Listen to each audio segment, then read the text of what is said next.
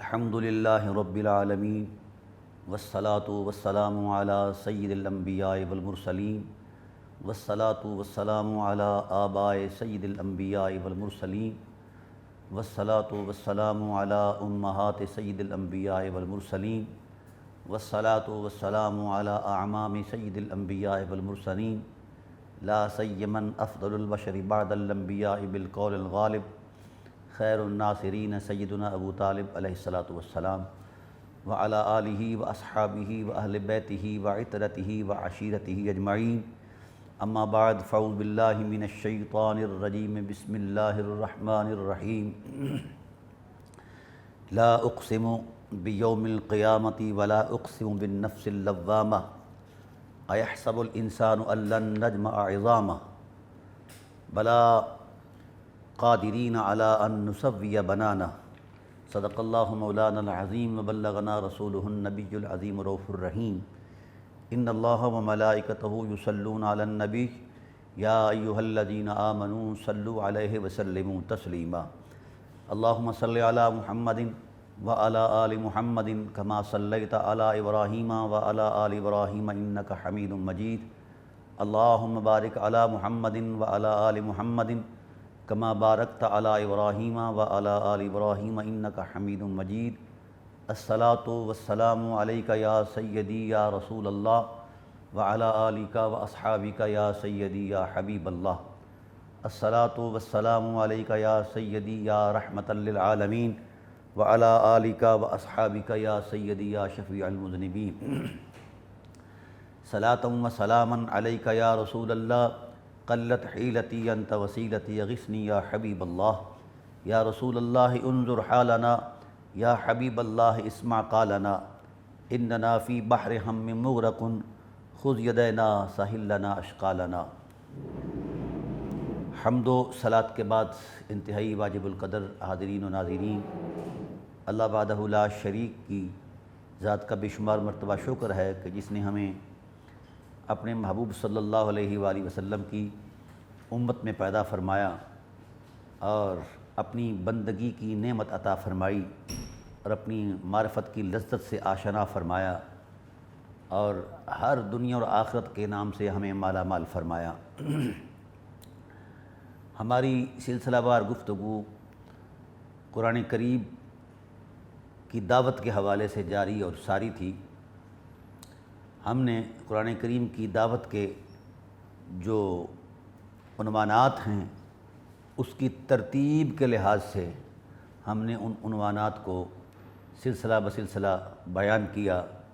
سب سے پہلے قرآن کریم کا جو بنیادی عنوان ہے وہ توحید باری تعالیٰ کی عظمت اور اس کے دلائل تھے۔ وہ بھی الحمدللہ تعالیٰ ہم نے تقریباً 65 پروگراموں کے اندر وحدہ لا شریک کی وحدانیت پر دلائل دیے، اور پھر اس کے بعد قرآن پاک کی دعوت کا دوسرا حصہ اطاعت رسالت ہے اور عظمت رسالت ہے۔ بحمدللہ تعالی ہم نے اس پروگرام میں بھی تقریباً 61 پروگراموں کے اندر ہم نے قرآن کریم کی دعوت کے اس دوسرے حصے کو یا دوسرے عنوان کو ہم نے بحمدللہ تعالی دلائل کے ساتھ بیان کیا، اور وہ آپ لوگوں نے سماعت فرمایا۔ چونکہ اس کے بعد دنیا کے اندر اور پاکستان کے اندر کرونا کی وبا پھیل گئی تو پھر اس حوالے سے سارے معاملات جو ہیں وہ ڈسٹرب ہوئے۔ تاہم آپ یوٹیوب پر وہ پچھلے پروگراموں کا مطالعہ اثر نو کر سکتے ہیں۔ قرآن کریم کی دعوت کے اعتبار سے جہاں توحید اور رسالت بنیادی عنوانات ہیں، بلکہ باقی سارے عنوانات اسی عنوان کے معید عنوان ہیں، اور ان کے اندر جو ہیں یعنی ان عنوانات تک رسائی حاصل کرنے کے لیے باقی سارے عنوانات جو ہیں وہ ممد و معاون ثابت ہوتے ہیں۔ لیکن توحید و رسالت کا جو عنوان ہے یہ بنیادی طور پر اس بنیاد پر بنیادی قرار پایا کہ ذات حق کے ساتھ انسان کی جتنی گہری وابستگی اور محبت اور اطاعت کے جذبوں میں طولانی ہوگی، اتنا ہی انسان کے اخلاق کے اندر اور کردار کے اندر بھلائی، خیر و برکت اور لیاقت، حسن تدبر اور زندگی کی تازگی کی رونق اور مفید زندگی جو ہے وہ میسر آئے گی۔ کمزوری کہاں ہوتی ہے؟ جب ہم یقین کی دنیا سے ہٹتے ہیں اور عقل کے تصورات میں اس حقیقت کا جائزہ لیتے ہیں۔ جس ذات نے عقل کو خلق کیا ہے اس کا جائزہ عقل لے سکتی ہے۔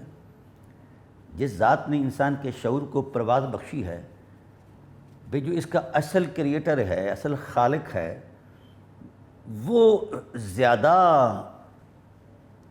بلند و بالا ہے مرتبہ کے اعتبار سے، یا جو کچھ میں نے سوچا ہے؟ تو قرآن کریم نے یہی بات سمجھائی کہ اللہ کے بندو، اللہ وحدہ لا شریک کی حقیقتیں ورائے عقل ہیں، ورائے شعور ہیں، ورائے فہم و فراست ہیں، لہذا تم اس کو سمجھنے کی جوڑ توڑ میں نہ پڑو، بلکہ اس کی محبت اور عظمت میں اتر کر اس کے حضور اپنی نیاز مندی کا ثبوت دو، اسی میں تمہارے لیے بھلائی ہے۔ بھلا خالق مخلوق پر تو نظر رکھتا ہے، یہ تو ایک بداہتاً ایک دلیل ہے، اور مخلوق خالق کا احاطہ کر پائے اس کو نہ عقل مانتی ہے نہ شرع مانتی ہے۔ اس لیے جب سے ہم نے اللہ وحدہ لا شریک اور اس کے دیے ہوئے دین کے تصورات اور اس کی حقیقتوں پر غور و فکر کرنا شروع کر دیا ہے، ہم عقیدے سے بھی محروم ہو گئے، یقین اور عرفان سے بھی محروم ہو گئے، ہمیں ہمارے شعور کی نظر کر دیا گیا۔ خدائے وحدہ لا شریک نے یہی سمجھا کہ یہ جائزے لے رہے ہیں، میرے جائزے لے رہے ہیں، حالانکہ یہ میرے جائزے کیسے لے سکتے ہیں؟ یہ تو میری مخلوق کے کسی منظر نامے کا جائزہ نہیں لے سکتے، احاطہ نہیں کر سکتے۔ اللہ تعالیٰ کی ذات نے چیلنج فرمایا، وَالسَّمَاءَ بَنَيْنَاهَا بِأَيْدٍ وَإِنَّا لَمُوسِعُونَ۔ اے لوگو، اگر تم ہماری عظمتوں اور قدرتوں کا جائزہ ہی لینا شروع کر رہے ہو تو پھر آؤ ہم چیلنج کرتے ہیں، پہلے آسمان کی پیمائش کر کے دکھاؤ، کتنے مربع میل ہے اور کتنے سینٹی میٹر ہے اور کتنا اس کا حجم ہے۔ زمین پر تو سائنسدانوں نے رہ کر اپنے فگر اور اندازے دیے ہیں، اور کوئی سائنسدان ایسا نہیں کائنات میں ابھی تک آیا اتنی ترقی کے باوجود بھی جس نے آسمان کے حجم کا احاطہ کیا ہو۔ آسمان یہ اتنی باتیں ضرور بتاتے ہیں، یہ فلاسفر اتنی باتیں ضرور کرتے ہیں کہ آسمان کے اندر جو ایک ایک کہکشاں ہے وہ اس کائنات سے اتنے اتنے ہزار گنا بڑی ہے اس کا حجم۔ تو یہ اس کا ایک علمی جائزہ ہے، عقلی جائزہ ہے، اس میں ہمیں اس پر اعتراض نہیں، لیکن کبھی اس نے دیکھا ہے کہ جو اتنی بڑی کہکشاں اسے نظر آئی، اس کائنات کے سارے جغرافیے سے ہزاروں لاکھوں گنا جو کہکشاں اسے اوپر نظر آئی ہے، تو وہ کہکشاں آسمان کے سینے میں کیسی ہے، اس کا حجم کتنا ہے، اس کا دائرہ کار، اس کا احاطہ کتنا ہے؟ تو آسمان میں تو وہ کہکشاں چھوٹے چھوٹے ستاروں کی صورت میں نظر آتی ہیں۔ ناظرین کرام، اتنا بڑا آسمان کا سینہ ہے کہ اتنی بڑی کہکشائیں وہ آسمان کے سینے میں وَكُلٌّ فِي فَلَكٍ يَسْبَحُونَ، وہ ایک سیارچے بن کر گھوم رہے ہیں۔ تو ہم تو اس کے مخلوق کا اندازہ نہیں کر سکتے، اس وحدہ لا شریک کی عظمت کا اندازہ کیسے کر پائیں؟ اس لیے قرآن کریم نے دعوت دی کہ اللہ کی حرمت اور عزت اور اللہ کے جو الوہی وقار کا جو تصور ہے اس پر اندازے چھوڑو، بلکہ اس کی عظمت کا یقین کرو۔ وہ جیسا بھی ہے، ما یلیق بشانہ، اس کو ایسے کیسے اور تیسے کے تصور سے بلند سمجھا جائے۔ یہ تعینات کائنات کا وہ خالق ہے۔ تعینات کائنات میں ایک چھوٹا سا وجود اپنی نظر و فکر کی دنیا میں رہ کر وہ گھوم رہا ہے ان اندازوں کے اندر جہاں الوہی نظام کی ساری عظمتیں موجود ہیں، اور جس کا احاطہ جبرائیل جیسے نہیں کر پائے، وہ بھی جب جلال خداوندی کے سامنے آتے ہیں تو اپنے پروں کے ساتھ کانپنا شروع کر دیتے ہیں۔ تو بھائی جب اتنی بڑی عظمتوں کے لوگ، علم و فکر اور اتنی بڑی روحانیت کے لوگ بھی حضور عظمت الہی میں کانپ رہے ہیں، تو میرے اور آپ جیسے جو صرف ذہن کے ہی غلام ہیں اور اپنی بنائی ہوئی تصوراتی تصویر کے ہی غلام ہیں، تو کیا خیال ہے ہم اس کا اندازہ کر سکتے ہیں؟ نہیں، ہمیں اس پر ویسا ہی یقین کرنا چاہیے جیسا اس نے ہمیں اس قرآن کریم کے ذریعے سے دعوت دی ہے۔ اللہ وحدہ لا شریک کی کمیت اور کیفیت، اس کی قدرتوں کی کیفیت اور کمیت کا اندازہ کائنات کے بساط کی بات نہیں ہے۔ تو جہاں ہمارا شعور، فکر، پرواز، علم ہر شے رکی ہوئی ہے، ہم تو اس کائنات کی خلا میں ہی گھوم کر اندازے لگا رہے ہیں، تو اللہ وحدہ لا شریک نے تو وہ تو رب العالمین ہے، ارحم الراحمین ہے، تو ہم اس کا اندازہ کیسے کر پائیں گے؟ اس لیے خدائے ذوالجلال کی بابت گیس لگانے، اندازے لگانے اور مذہب تراشنے سے باز آ جاؤ۔ اور جو لوگ اس بھول بھلیاں میں سرگرداں ہیں کہ کوئی ہم اندازہ کر کے حقیقت کا احاطہ کر لیں گے، تو وہ کل بھی جھوٹے تھے، آج بھی جھوٹے ہیں اور پرسوں بھی جھوٹے ہیں، اور وہ منہ کی کھائیں گے۔ بہت بڑے دانشوروں نے اپنے اندازوں کے اندر ایک ترازو قائم کیا ہوا تھا، وہ پس منظر میں چلے گئے، قصہ پارینہ بن گئے، ان کی دنیا میں کوئی حقیقت نہیں، آخرت میں تو ویسے ہی کچھ نہیں ہوگا۔ تو عین ایسے ہی رسالت پناہ عالم صلی اللہ علیہ وآلہ وسلم کا معاملہ ہے۔ آپ صلی اللہ علیہ وآلہ وسلم کی عظمت رسالت کا جو یقین ہے وہ ایسے ہی ضروری ہے جس طرح لا الہ الا اللہ کی حرمت کا یقین ضروری ہے۔ یہاں پر بھی جو جائزے ہیں، اندازے ہیں، مذہبی افکار ہیں، مسلکی تراشے ہوئے تصورات ہیں، یہ سب بیکار اور فضول ہیں، ان کی کوئی دینی، اخلاقی، علمی حقیقت ہی کوئی نہیں ہے۔ جس نے جو بولا ہے جھوٹ بولا ہے۔ ہم کیسے رسالت کا احاطہ کر پائیں؟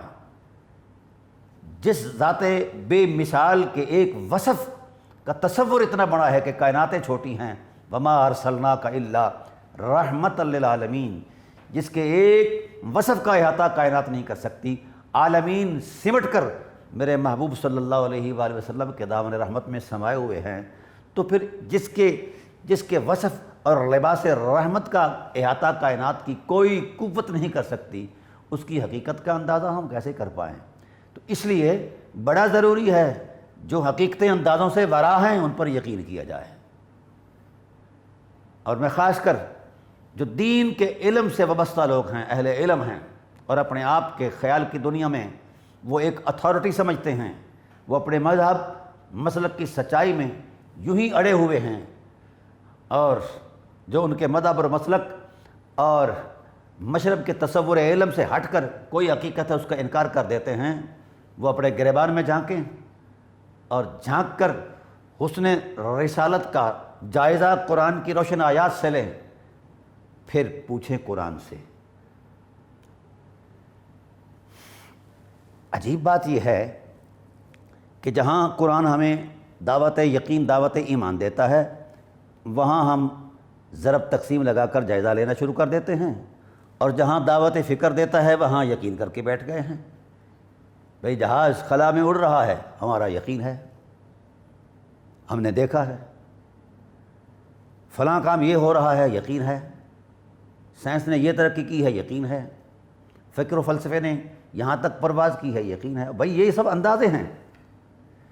یقین کا قبلہ اللہ کی ذات ہے اور مصطفیٰ کی ذات ہے۔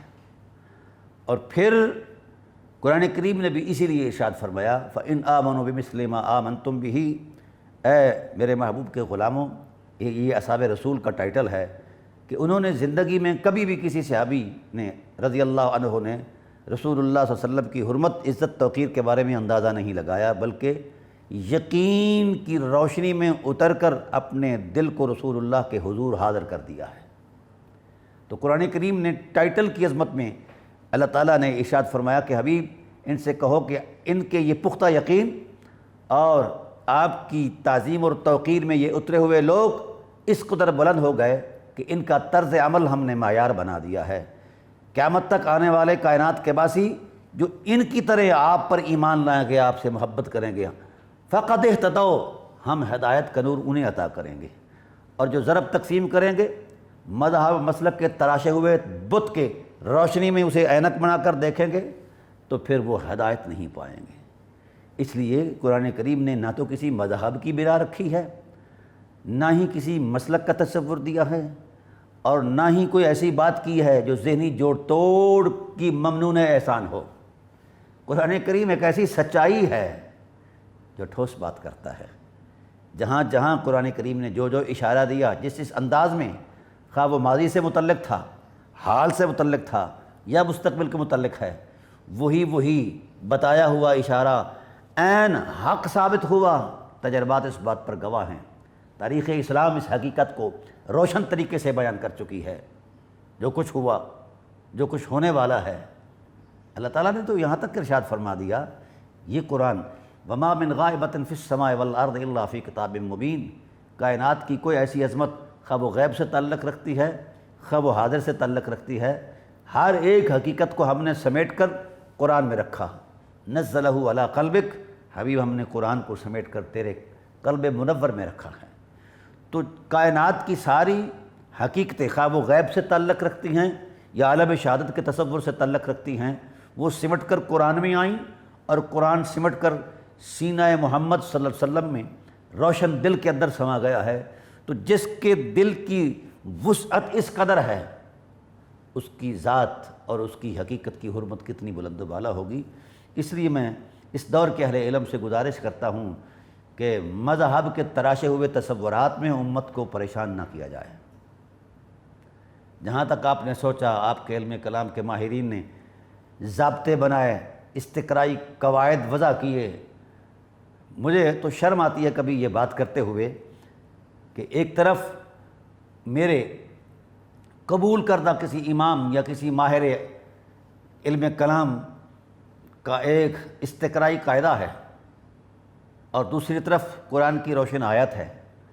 مجھے اہل علم پابند کر رہے ہیں کہ تو نے اس اندھی تقلید میں اس قول کو ماننا ہے قرآن کی آیت سے، تیرا کوئی تعلق نہیں ہے۔ تو کیا جانتا ہے کہ اس کے علم کی کتنی بڑی وسعت ہے؟ بھائی مجھے قرآن کی عظمت پر یقین کرنے کی دعوت دی گئی ہے، مولانا کے استقراء پر دعوت نہیں دی گئی کہ جو اس نے استقراء کیا ہے، قاعدہ وضع کیا ہے، وہ میرے لیے قطعی اور یقینی ہے۔ نہیں، میرے لیے تو قرآن قطعی اور یقینی ہے۔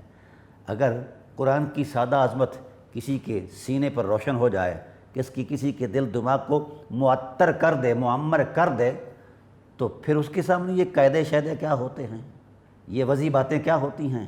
کائنات کا کوئی استقراء قطعی اور یقینی نہیں جب تک کہ اس کے پیچھے قطعی اور یقینی دلیل موجود نہیں ہے۔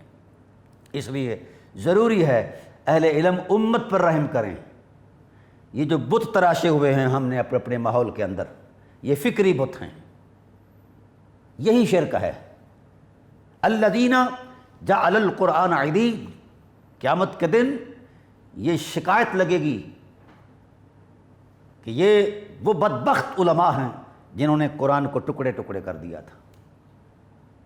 تو جب ہم قرآن کا احترام نہیں کریں گے، قرآن کے ٹکڑے کریں گے، تو کیا خیال ہے ہمارے ٹکڑے نہیں ہوں گے؟ امت کیوں ٹکڑے ٹکڑے ہوئی؟ قرآن کی سادہ عظمت پر، قرآن کی سادہ دعوت پر، اور قرآن کی سادہ حرمت پر یقین نہیں کیا۔ ہر مسلک نے، ہر مشرب نے، ہر مکتبہ فکر نے قرآن کو اپنے پیمانہ فکر میں ڈالنے کی کوشش کی ہے۔ تو پھر یہ قوم، امت کیسے امت رہے؟ امت کے لیے ضروری ہے کنتم خیر امت اخرجت للناس تأمرون بالمعروف وتنہون عن المنکر۔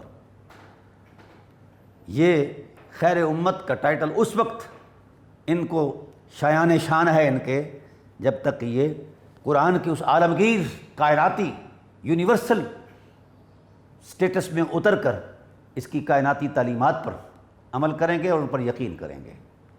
تو عین ایسے ہی جس طرح توحید اور رسالت کے تصور میں اللہ وحدہ لا شریک نے یقین کی دعوت دی ہے، ایک اور حقیقت بھی ہے جس کی طرف یقین کی دعوت دی ہے، اور اس کے یقین کے تصور میں اللہ نے فلاح کو مضمر رکھا ہے۔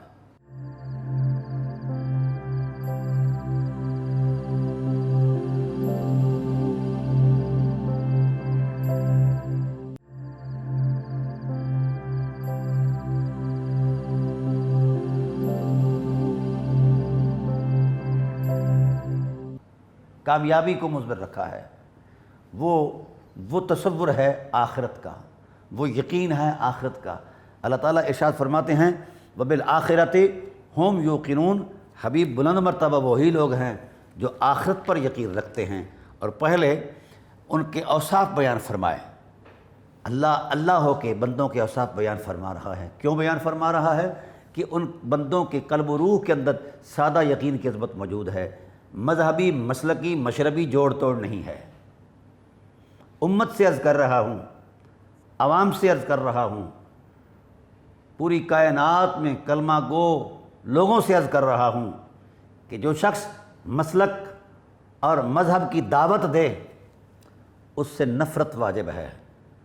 اس وقت امت کو وحدت کی ضرورت ہے، مسلک کی ضرورت نہیں، مشرب کی ضرورت نہیں، مکتب کی ضرورت نہیں، فرقے کی ضرورت نہیں۔ اور قرآن کریم نے ان سنگین حالات کی نشاندہی کی ہوئی ہے۔ کل حزب بما لدیہم فرحون، اللہ تعالیٰ ارشاد فرماتے ہیں یہ جماعتیں اب اپنی مضبوطی میں اتنی آگے چلی گئی ہیں کہ یہ ان جماعتوں کے تصورات علم کو ہی یقین سمجھ کر اسی پر خوش ہیں، یقینی سمجھ کر اسی پر خوش ہیں۔ تو بھائی کوئی اپنے نظام کے اندر، اپنے خیال کی دنیا کے اندر کوئی خلش رکھتا ہے تو وہ قرآن کی ڈائریکشن کا اعتبار کرے اور مسلک کے خول سے نکل کر قرآن کی حرمت میں اترے تو وہ خود کائنات بن جائے گا۔ لیکن ایسا ہم کرنا نہیں چاہتے۔ وجہ یہ ہے کہ ہمارا نظریہ ضرورت متاثر ہوتا ہے۔ ہم جس ٹریڈ کمپنی کے مارکے پر چل رہے ہیں اس ٹریڈ کمپنی سے ہماری مارکیٹ ختم ہو جائے گی۔ اگر ہم نے قرآن کی سادہ لوحی پر یقین کر لیا تو پھر ہم تو دور چلے جائیں گے۔ میں ہی سچا ہوں اور میرا مد مقابل سچا نہیں ہے، یہی تراشا ہوا تصور دین ہے۔ سچا وہی ہے جو اللہ کی سادہ عظمت پر یقین رکھتا ہے، رسول اللہ صلی اللہ علیہ وسلم کی سادہ حرمت پر یقین رکھتا ہے اور قرآن کریم کی سادہ حکمتوں پر یقین رکھتا ہے۔ جس نے جوڑ توڑ کیا وہ خود الجھ گیا، جو خود الجھ گیا ہے وہ امت کو کیسے رہنما بن کر سنبھال سکے گا؟ اس لیے مسلکوں کو، مشربوں کو خیر آباد کہا جائے۔ ان میں کہیں بھی بھلائی نہیں ہے، اگر بھلائی ہوتی تو یقیناً قرآن اس کی نشاندہی کرتا، قرآن اس کو کنڈیمڈ کرتا ہے، اس کی مذمت بیان کرتا ہے۔ قرآن کریم نے تو اس وقت عرب کے کلچر کے اندر جو قبائلی عصبیت تھی اور ساتھ ساتھ رنگ اور نسل کا امتیاز تھا اور ساتھ ساتھ علاقائی اور جغرافیائی امتیاز تھا، تو قرآن کریم نے تو اس کو بت قرار دے کر پاش پاش کر کے ایک وحدت میں، تصور میں، ایک وحدت کی عظمت میں بیان کیا ہے۔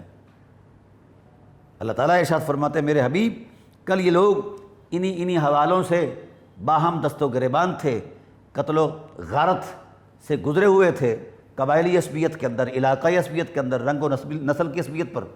آپ کو ہم نے رحمت للعالمین بنا کر بھیجا ہے، اور قرآن کریم نے اس کا ایک خوبصورت منظر بھی بیان کیا ہے۔ قرآن کریم ارشاد فرماتا ہے کہ میرے حبیب اس سے پہلے، آپ کی تشریف آوری سے پہلے، آپ کی تعلیمات کے عظمتوں سے پہلے ان کا حال کیا تھا، ذرا ان کو بتا دیجئے کہ یہ کون تھے اور کہاں تھے اور ان کا انجام کیا ہونے والا تھا۔ محبوب ذرا ان کو اس حوالے سے باور کرا دیجیے۔ اللہ تعالیٰ ارشاد فرماتے ہیں لوگو یا ایھا الذین آمنوا اتقوا اللہ حق تقاتہ ولا تموتن الا وانتم مسلمون، اللہ سے اس طرح ڈر جاؤ جس طرح ڈرنے کا حق ہے، اور جب بھی تمہاری زندگی کی شام ہو تو اسلام کے روشن ماحول کے اندر ہو۔ واعتصموا بحبل اللہ جمیعا، اللہ کی رسی کو مضبوطی سے پکڑو، ولا تفرقوا، فرقے نہ بنو۔ اب قرآن ولا تفرقوا کا ارشاد کر رہا ہے اور ہم فرقہ واریت کی زد میں ہیں اور فرقہ واریت کر رہے ہیں۔ وَاذْكُرُوا نِعْمَتَ اللَّهِ، یہ ماحول بیان کیا اللہ تعالیٰ کی ذات نے ان لوگوں کا جو حضور کی تشریف آوری سے پہلے کے لوگ تھے، ان کے ماحول کے سارے مناظر بیان فرمائے۔ فرمایا وَاذْكُرُوا نِعْمَتَ اللَّهِ، لوگوں جب یہ لوگ ان خولوں سے نکل کر جغرافیائی، شخصی، علاقائی، قبائلی عصبیت سے نکل کر دامن محمد میں آئے تو اس وقت اللہ تعالیٰ کی ذات نے ان سے ارشاد فرمایا کہ میرے محبوب کی عظمتوں کا ذکر کیا کرو، جن کی برکت سے اللہ نے تمہیں وحدت عطا فرمائی ہے اور انسانیت کی معراج عطا فرمائی ہے۔ تم وہی لوگ ہیں جنہیں دیکھنے جبرائیل علیہ السلام آیا کرتے ہیں اور تم پر وہ درود پڑھا کرتے ہیں۔ وَاذْكُرُوا نِعْمَتَ اللَّهِ عَلَيْكُمْ، اللہ کی اس نعمت کو یاد کرو، اس کا ذکر کرو۔ اِذْ كُنْتُمْ أَعْدَاءً، جس وقت تم اعداء تھے، دشمن تھے، فَأَلَّفَ بَيْنَ قُلُوبِكُمْ فَأَصْبَحْتُمْ بِنِعْمَتِهِ إِخْوَانًا، بس اللہ نے محمد کے حسن کی برکت سے تمہارے دلوں کے اندر الفت پیدا کر دی ہے۔ تو حسن محمد کے جلووں میں جو ہی تم ڈھل گئے تو پھر تمہاری ساری کدورتیں اور ساری نکبتیں اور ساری دشمنیاں ایک طرف ہو گئیں، ختم ہو گئیں، اور تم بھائی چارے کے ماحول کی عظمت میں اتر گئے۔ لیکن کب اترے؟ فَأَصْبَحْتُمْ بِنِعْمَتِهِ، اللہ کی اس نعمت کے وسیلے سے۔ یہ بڑا خوبصورت مقام بیان فرمایا اللہ تعالیٰ کی ذات نے اپنے محبوب کے حسن کی رعنائی کا، کہ جو ہی تمہیں روشنی ملی حسن محمد کے جلووں سے تو تمہاری عداوت محبت میں بدل گئی، تمہاری شقاوت سعادت میں بدل گئی، اور تمہاری تلخیاں محبتوں میں بدل گئیں۔ اِذْ كُنْتُمْ أَعْدَاءً فَأَلَّفَ بَيْنَ قُلُوبِكُمْ، بس اللہ تعالیٰ کی ذات نے حسن محمد کی عظمت کی برکت سے تمہارے دلوں میں باہمی الفت ڈال دی۔ فَأَصْبَحْتُمْ بِنِعْمَتِهِ إِخْوَانًا، تم اللہ تعالیٰ کی نعمت کی برکت سے بھائی بھائی بن گئے۔ اور جس ماحول میں تم پہلے تھے، یہ نشاندہی کر رہا ہے قرآن کہ جس ماحول میں تم پہلے تھے اس ماحول کی صورت یہ تھی کہ تم باہمی رقابت کے اندر، باہمی دشمنیوں کے اندر، علاقائی، شخصی اور جغرافیائی تقسیم کے اندر اس قدر مستغرق تھے کہ تمہاری صورتحال یہ تھی وَكُنْتُمْ عَلَىٰ شَفَا حُفْرَةٍ، تم تو آگ کے کنارے پر کھڑے تھے، جو ہی کنارہ ہٹا تمہارے پاؤں کے نیچے سے تو تم آگ کے گڑھے میں، جہنم کے گڑھے میں گر جاؤ گے۔ اللہ اکبر، فَأَنْقَذَكُم مِّنْهَا، محمد کریم آئے اور تمہیں آگ کے اس گڑھے سے اٹھا کر تمہیں جنت نشین کر دیا ہے۔ تم اللہ تعالیٰ کی اس نعمت کا تذکرہ کیا کرو، رسول اللہ صلی اللہ علیہ وآلہ وسلم کی حرمتوں کا تذکرہ کیا کرو، رسول اللہ صلی اللہ علیہ وآلہ وسلم کی عظمتوں کو یاد رکھا کرو، اور یہی تمہارے لیے بھلائی ہے۔ اللہ تعالیٰ ارشاد فرماتے ہیں فَأَنْقَذَكُم مِّنْهَا، اللہ تعالیٰ کی ذات نے تمہیں اس سے بچایا۔ كَذَلِكَ يُبَيِّنُ اللَّهُ، پھر اس سارے تصور میں جو نعمت بیان فرمائی، اللہ فرماتے ہیں كَذَلِكَ يُبَيِّنُ اللَّهُ لَكُم آيَاتِهِ، اللہ تعالیٰ یوں ہی واضح کرتا رہتا ہے، بیان کرتا رہتا ہے تمہارے لیے اپنی آیتوں کو۔ تو رسول اللہ صلی اللہ علیہ وآلہ وسلم کی حسن کے جلووں کو اللہ نے اپنی روشن آیت کہا ہے اور اپنی مشیت کے نور کا جلوہ کہا ہے۔ تم اس طرف اس یقین کی عظمت میں ٹھہرے رہو تو اللہ تعالیٰ تمہیں ہر اعتبار سے بچاتا رہے گا، ہر افتراق اور انتشار اور فرقے سے بچاتا رہے گا۔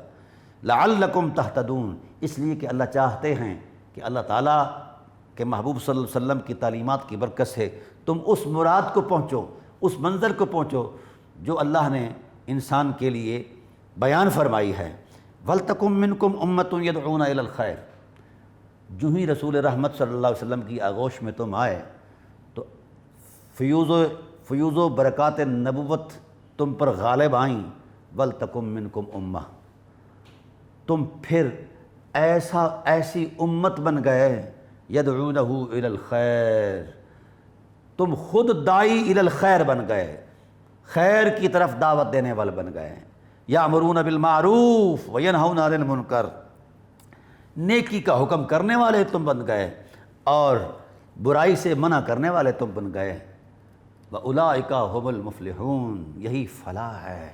جو بھی ماحول محمد صلی اللہ علیہ وسلم میں اترتا ہے تو وہ اپنے پس منظر کو بھول جاتا ہے، حسن محمد کے جلووں میں کھو کر داعی الی الخیر بن جاتا ہے۔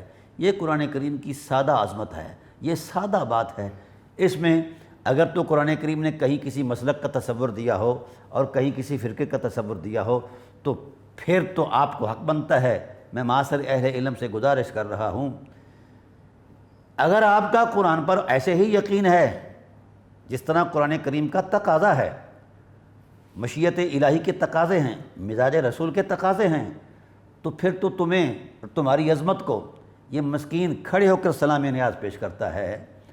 اور اگر ایسا ہے تو پھر لازماً آپ پر واجب ہے کہ آپ فرقے چھوڑ کر امت کی عظمت میں آئیں، فرقے چھوڑ کر اور مسلک چھوڑ کر یہ برقعے اتار کر روشن حقیقت میں اتریں۔ اللہ تعالیٰ ارشاد فرماتے ہیں فلاح چاہتے ہو تو امت کی وحدت میں آ جاؤ، اور ارشاد فرمایا وَلَا تَكُونُوا كَالَّذِينَ تَفَرَّقُوا وَاخْتَلَفُوا مِن بَعْدِ مَا جَاءَهُمُ الْبَيِّنَاتُ، ان لوگوں کی طرح نہ ہو جاؤ جو فرقہ فرقہ ہو گئے تھے۔ فرقہ فرقہ ہونا، تفرقے ہونا، یہ اسلام کی شناخت نہیں ہے، یہ بات ذہن میں رہے۔ ایک تاریخی پس منظر بیان فرمایا اللہ تعالیٰ کی ذات نے، فرمایا وَلَا تَكُونُوا كَالَّذِينَ، ان لوگوں کی طرح نہ ہو جاؤ جو فرقہ فرقہ ہوئے اور جو پھٹے ہوئے تھے، جن کے اندر پھوٹ پڑ گئی تھی۔ پھوٹ کب پڑی؟ من بعد ما جاءہم البینات، جب ان کے پاس روشن حقائق آئے محمد صلی اللہ علیہ وسلم کی حرمتوں کے، تو انہوں نے اس میں ذہنی آویزش، ذہنی آلائش کا اظہار کیا، قدرت کے غضب نے انہیں توڑ کر رکھ دیا۔ یہ احترام محمد کی برکت جب تک ہمارے سینوں کا نور رہے گی ہم امت رہیں گے، اور اگر احترام محمد صلی اللہ علیہ وسلم سے ہٹ گئے تو پھر وہی حال ہوگا جو بنی اسرائیل کا ہوا ہے۔ اب اس آیت کریمہ میں اللہ تعالیٰ کی ذات نے بنی اسرائیل کو تاریخی پس منظر میں بیان فرمایا ہے، اور یہ کہا ہے کہ وہ لوگ ہیں جو پھٹ گئے، جن میں پھوٹ پڑ گئی، جو فرقہ فرقہ ہو گئے، ٹوٹ گئے، کیونکہ انہوں نے بھی حقائق کے اندر ذہنی تراش خراش کو داخل کر لیا تھا، اور اپنے مذہبی افکار کی ذاتی تراش خراش، منمانیاں، تعبیریں، تفسیریں، منمانی جناب والا اس کی تشریحات، جہاں فوائد آتے ہیں دنیا کے، جہاں مارکیٹ بنتی ہے، ذرا اس دور کے منظرنامے کو بھی معاصر اہل علم سامنے رکھیں اور ہم اپنے طرز عمل کو بھی ایسے رکھیں۔ اگر ہم سیملی ایسے ہی ہیں جیسے وہ کرتے رہے، ایسا ہی ہم کر رہے ہیں، تو اس کا مطلب یہ ہوا ہمارے اندر اور ان کے اندر کسی بھی طرح کی کوئی حد فاصل نہیں ہے، ان کے کردار کو ہم نے اپنایا ہوا ہے۔ اس لیے قدرت کے غضب نے، قدرت کے انتقام نے ہم سے وہ وحدت چھین لی ہے۔ اس لیے چھینی ہے کہ ہم نے اللہ کی حرمتوں پر انگلی اٹھانی شروع کر دی ہے، کبھی اہل بیت نبوت کے تقدس پر، کبھی اصحاب رسول کے تقدس پر، کبھی ذات رسول کی حرمت پر۔ یہ باتیں ہم نے مسلک کے تراشے ہوئے بتوں میں گھس کر یہ باتیں دیکھی ہیں۔ اگر ہم وحدت کی عظمت میں اتر کر، امت کے ٹائٹل میں اتر کر، حسن رسالت کی حرمت میں اتر کر، رسول دو عالم صلی اللہ علیہ وسلم کی نبوی فطرت کی چاہتوں میں اتر کر اگر ہم ان حقیقتوں کو دیکھیں گے تو عقیدت اور محبت کے علاوہ ہمیں کچھ نظر نہیں آئے گا، کہیں کوئی امتیاز نظر نہیں آئے گا، کہیں کوئی مذہبی جوڑ توڑ نظر نہیں آئے گا، کہیں کوئی اختلاف نظر نہیں آئے گا، کہیں کوئی ایسی سوچ نظر نہیں آئے گی جہاں تقسیم کا تصور موجود ہو۔ وحدت ہی وحدت ہے۔ اللہ وحدہ لا شریک نے ارشاد فرمایا ولا تفرقوا، نہ پھٹ جاؤ، ان لوگوں کی طرح نہ ہو جاؤ جو لوگ فرقہ فرقہ ہوئے تھے۔ اس کا مطلب یہ ہے کہ آج کا جو ماحول ہے اس ماحول کے آئینے میں دیکھا جائے تو سیم ایسے ہی ہے جیسے وہ تھے، کیونکہ آج ہم بھی بٹے ہوئے ہیں۔ کس اسلام کا دعویٰ کرتے ہیں مولانا صاحبان؟ کس ایمان کی دعوت دیتے ہیں مولانا صاحبان؟ میرا اسلام سچا ہے اور میرے دوسرے مولانا صاحبان کا خواہ وہ کتنا مجتہد اور مقتدر شخص ہو اس کا ایمان کچا ہے۔ یہ فضول باتیں، یہ تراشا ہوا تصور دین، یہ ملا اعظم کی ذہنی عیاشی امت کو تباہی کے کنارے پر لے جائے گی۔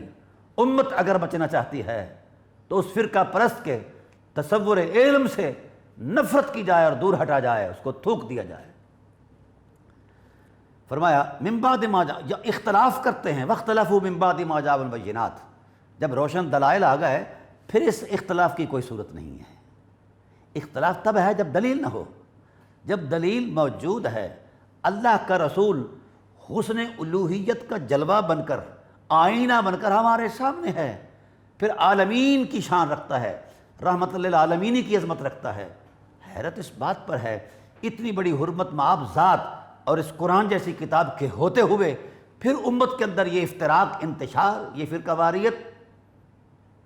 پھر میں یہ کہنے میں حق بجانب ہوں، اس امت کا ایمان نہ خدا پر ہے، نہ رسول پر ہے، نہ اس قرآن پر ہے جو اللہ نے نازل فرمایا ہے۔ ہر ایک فرقے کا خدا بھی الگ، رسول بھی الگ، قرآن بھی الگ، جو ایک دوسرے سے ٹکراتا ہے۔ جو لا شریک ذات ہے وہاں رحمت ہے، جو بے مثال مصطفیٰ کی ذات ہے وہاں شفقت ہے، اور جو یہ قرآن ہے اس کے اندر تو کوئی ایسی صورت ہے ہی نہیں۔ جو قرآن خود فرقہ واریت کو کنڈمڈ کرتا ہے اور مذمت کرتا ہے، کیا ہم اسی قرآن کی روشنی میں اپنے آپ کو اپنے فرقے کو ہم پروموٹ کر رہے ہیں؟ توبہ کریں، مل جل کر، یہ وقت توبہ کا ہے، امت کو بچائیں، خود بچیں۔ اور اس وقت جو حالات ہیں ملک کے اندر بلکہ پوری دنیا کے اندر، اہل علم کی ذمہ داری بنتی ہے کہ وہ میدان میں آئیں، اس وحدت کے تصور میں اتر کر مخلوق خدا کی بھلائی کے لیے اپنا کردار ادا کریں۔ ہم اپنے فتویٰ بازیوں کی فیکٹریوں کو چند روز کے لیے بند کر لیں، پھر آ کر دیکھیں خیر و برکت کیوں نہیں پیدا ہوتی۔ اللہ تعالیٰ ارشاد فرماتے ہیں یوم تبیض وجوہ وتسود وجوہ، یہی وہ بات ہے کہ جو فرقہ ہوئے اللہ ان کے چہروں کو سیاہ کر دے گا، اور جو وحدت کی حرمت میں رہے اللہ ان کے چہروں کو اپنے حسن کے جلوے عطا کر دے گا۔ فَأَمَّا الَّذِينَ اسْوَدَّتْ وُجُوهُهُمْ أَكَفَرْتُمْ بَعْدَ إِيمَانِكُمْ فَذُوقُوا الْعَذَابَ بِمَا كُنتُمْ تَكْفُرُونَ، جو لوگ، جن لوگوں کے چہرے سیاہ ہوں گے، اس کی صورت وجہ کیوں ہے؟ کیا ہے وجہ؟ یہ ہے کہ وہ یقین کا دعویٰ تو کرتے ہیں کہ کتاب الہی سچ، خدا سچ، رسول سچ، مگر بعد اس کے بھی وہ اپنی حرکتوں سے بعد نہیں آتے، اپنے تصویراتی فکر سے واپس نہیں آتے، تو پھر وہ اپنی منمانی کو ہی حق سمجھتے ہیں۔ یہی وہ لوگ ہیں، انہیں کہا جائے گا فذوقوا العذاب، چکھو عذاب، اس حوالے سے جس حوالے کا تم انکار کیا کرتے تھے۔ وَأَمَّا الَّذِينَ ابْيَضَّتْ وُجُوهُهُمْ فَفِي رَحْمَةِ اللَّهِ، اور جن لوگوں کے چہرے روشن ہوں گے وہ اللہ کی رحمت میں ہوں گے ہمیشہ۔ تو اللہ وحدہ لا شریک نے جن جن حقیقتوں کی جس انداز میں دعوت ارشاد فرمائی ہے وہی حق ہے، اسی طرح اللہ وحدہ لا شریک نے وبالآخرۃ ہم یوقنون کا جو تصور دیا ہے، اس عظمت میں بھی یہی بات بیان فرمائی ہے کہ آخرت بھی ایک حقیقت ہے، ہر ایک نے وہاں جا کر اپنا پیش کرنا ہے، جس نے جو کیا ہے اس کا وہ حساب دینا ہے۔ میں نے اگر یہاں امت کے ساتھ کوئی بھلائی کی ہے تو میرے لیے قیامت کا دن بھی تکریم ہوگی اور یہاں بھی تکریم ہوگی، اور میں نے اگر اپنے پیٹ کی خاطر اور چند ٹکوں کی خاطر میں نے حرمتوں کو پامال کیا ہے تو پھر میرا یہاں بھی مواخذہ اور وہاں بھی مواخذہ ہے۔ اللہ تعالیٰ کی ذات نے پذیرائی بخشی ہے کہ کمال کے ہیں وہ لوگ اس کتاب پر جس میں کوئی شک نہیں ہے، وہ بغیر دیکھے حقیقتوں کا یقین کرتے ہیں، اور جو کچھ ہم نے دیا ہے وہ دل کھول کر اسے خرچ کرتے ہیں۔ کسی کے پاس علم کی دولت ہے وہ خرچ کر رہے ہیں، اور کسی کے پاس مال کی دولت ہے تو وہ خرچ کر رہے ہیں۔ الحمدللہ تعالیٰ میں پر امید ہوں پاکستان کی قوم سے اور امت مسلمہ کے حوالے سے، بالخصوص پاکستانیوں سے میں پر امید ہوں۔ حالیہ دور کے اندر جو کرونا کی وبا نے دبوچا ہے پاکستانیوں کو، مخلوق خدا کو، پاکستانیوں نے سینہ بھی کھول دیا ہے، دل بھی کھول دیے ہیں، تجوریاں بھی کھول دی ہیں، اور گھروں میں لے جا کر وہ دیا ہے اپنا عطیہ، اور بڑی تقریب کے ساتھ چھپ کر کے دیا ہے کہ کوئی پہچان نہ لے۔ میں سلام عقیدت پیش کرتا ہوں ان نوجوانوں کو اور ان اداروں کو جو اس حوالے سے اپنا کردار ادا کر رہے ہیں۔ علماء کا بھی فرض بنتا ہے وہ بھی اٹھیں اور اپنا کردار ادا کریں۔ آخرت پر ہم نے جانا ہے، محاسبہ ہونا ہے، اور فلاح تب ہے جب ہمارا ایمان اور یقین آخرت پر ہو۔ اللہ تعالیٰ کی بارگاہ رحمت میں دعا ہے اللہ تعالیٰ ہمیں آخرت پر یقین کی عظمت نصیب فرمائے۔ انشاءاللہ العزیز اسی تسلسل کے ساتھ ہم آگے چلیں گے۔ اللہ تعالیٰ عمل کی توفیق بخشے۔ وما علینا الا البلاغ۔